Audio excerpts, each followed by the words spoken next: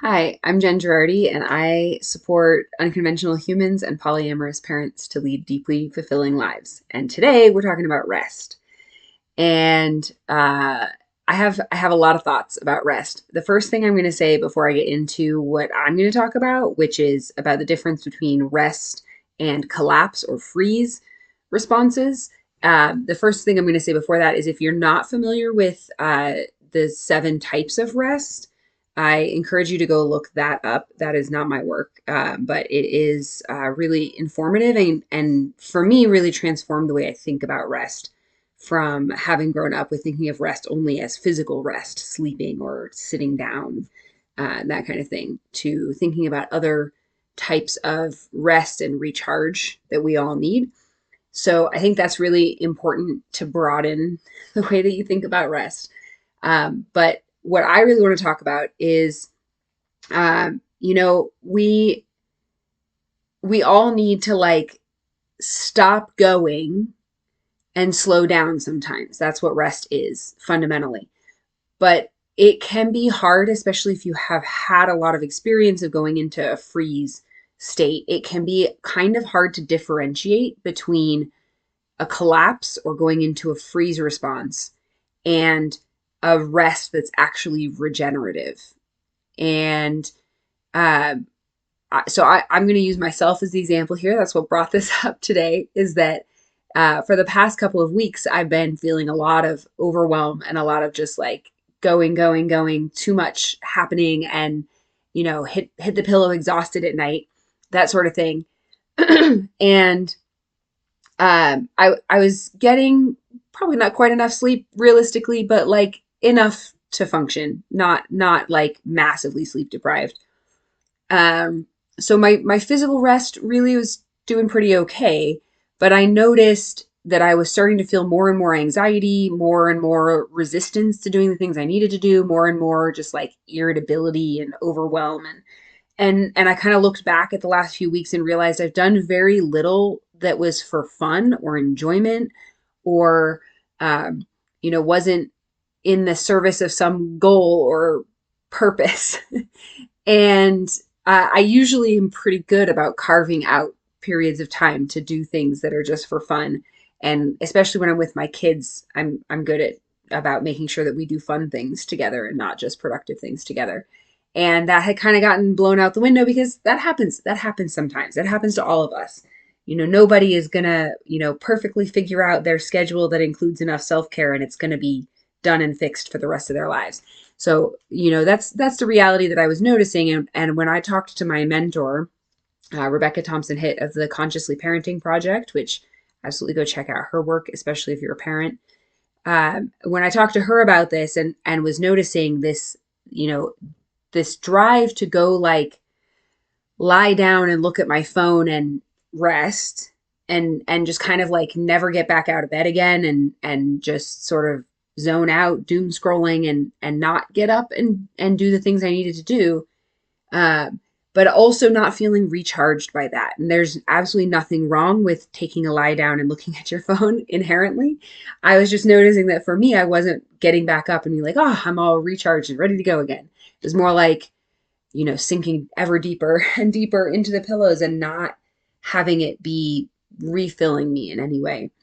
And she helped me to draw out the connection that this is something that has been around my entire life, starting with my birth, that I went immediately from being born to being bathed, and there was no rest period in there.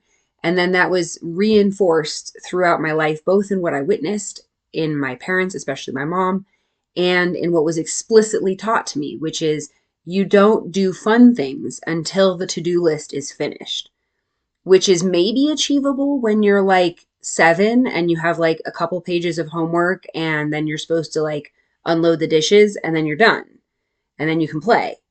But anybody who's ever adulted for a day knows that as an adult, that's impossible. The list never ends. There's always something more. And if you ever get to the end of the real urgent stuff, things that you've been putting off or that you had time to deal with, right? So the productive stuff, there never comes a point under that philosophy where you're allowed to stop and rest. And generally, at least in my family growing up, sleep was fine, at least to a point.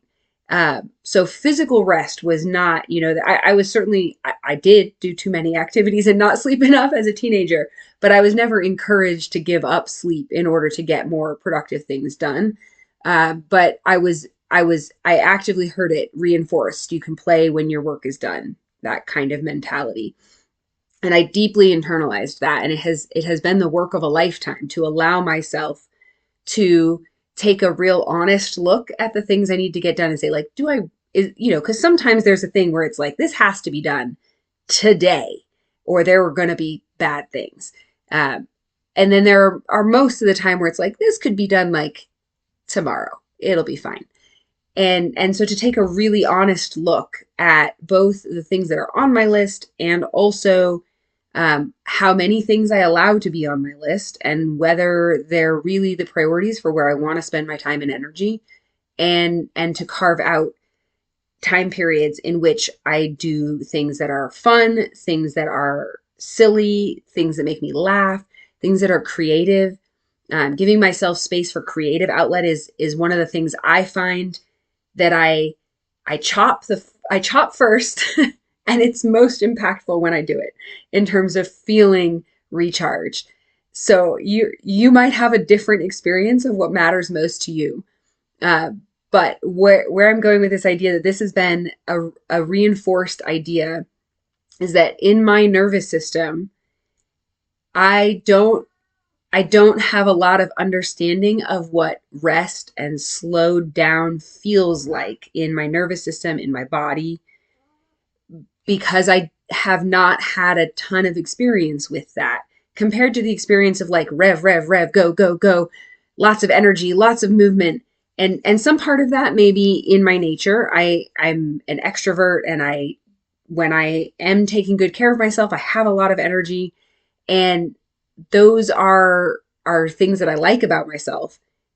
And the space between starting to slow down and going into a shutdown is very small for me because that's not something that there's a lot of practice for in my nervous system. And so Rebecca helps me to draw out this connection of that throughout my life, the rev and the go, go, go has been reinforced. And there's been, until the last couple of years, very little experience of slowing down without shutting down, without going into a freeze. And so it makes sense now that the tendency when I get into, okay, I've got a lot going on, more so than usual, so I'm cutting things, and the things that feel like they can be cut are the things that are fun and relaxing and rejuvenating. And so then I'm in go, go, go, go, go until I collapse, until I can't go, go, go anymore. And then there's a very clear sense of like, I need to rest, but the space that I'm going to is into a freeze, so it doesn't feel like it's recharging, because it's not actually rest, it's actually a collapse, a freeze. And so after that conversation, I've made a point of bringing in these last couple of days since that conversation, only a few minutes here and there of, like I said, for me, creativity is really important. So allowing a little bit of space for some creative expression. And I've made some plans to, bring in more of that into the next week or so. So I want to encourage you to look at your own life, because this is something I hear from clients all the time. The sense of like, well, I'm doing self-care and I'm resting and I don't feel any better. Or I'm just like, when I rest, I just feel like I'm like zoned out and I'm never going to come out of it. Or I have to like drag myself back out of it. And then I don't actually feel like I've recovered in the resting that I've done. And so I'm now looking at that saying, okay, how many of us are resting by actually collapsing into a freeze state? And the wording that I'm using to think about this is a productive rest. Not productive in the sense of I'm getting something accomplished while I'm resting, but productive in the sense of it is accomplishing the rest. It's accomplishing the recharge that's needed. And so what are the things that whether it's something that you do actively, movement activities that you enjoy, not going to the gym and working out because you're supposed to, but do you enjoy dance, or do you enjoy walking in nature, or do you enjoy some other sport, or is it a creative expression, which again could be dance, but could also be things like drawing, doodling, coloring, painting, and it does not need to be a masterpiece. It's actually really important that we're not thinking about the quality or caliber of the sport performance or the art or whatever activity you're engaging in, because then it becomes much more like I have to do a thing and there's pressure on it, instead of it being just an outlet to allow some of that movement, of that pent up creative and moving energy in our bodies. And so thinking about productive rest as what are the things that actually help you feel recharged by, make you feel like, oh, I don't need to rest right now. I actually have rested and I now feel rested and I now don't need to rest right this minute. That's the feeling that we're going for. And I also will say, I hear from clients a lot of times, especially moms, that they haven't experienced that since they were children. And they're not sure what it feels like to have rested and not need to rest right now.